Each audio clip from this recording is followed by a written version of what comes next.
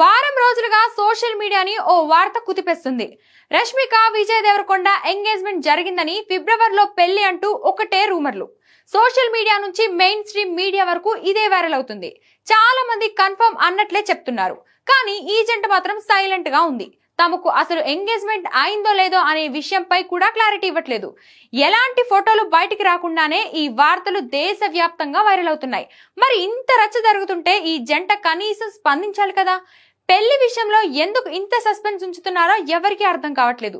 కనీసం తమ అభిమానుల కోసమైనా నిజంగా ఎంగేజ్మెంట్ జరిగిందో లేదో చెప్పొచ్చు కదా. అలా చెప్పకుండా ఎవరి సినిమాల్లో వారు బిజీగా ఉండడం ఏంటి? అంటే ఫ్యాన్స్ విషయంలో కనీసం ఆ మాత్రం బాధ్యత కూడా లేదా అని ఏకిపారేస్తున్నారు. ఇన్ని రోజులు ప్రేమ విషయంలో ఎలాగో సస్పెన్స్ మెయింటైన్ చేశారు.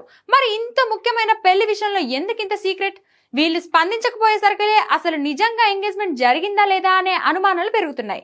రకరకాల రూమర్స్ వస్తున్నాయి. ఇంత రచ్చ జరుగుతుంటే ఒక క్లారిటీ ఇవ్వడానికి వీళ్ళకు ఏం పోయింది అంటున్నారు సామాన్య ప్రేక్షకులు.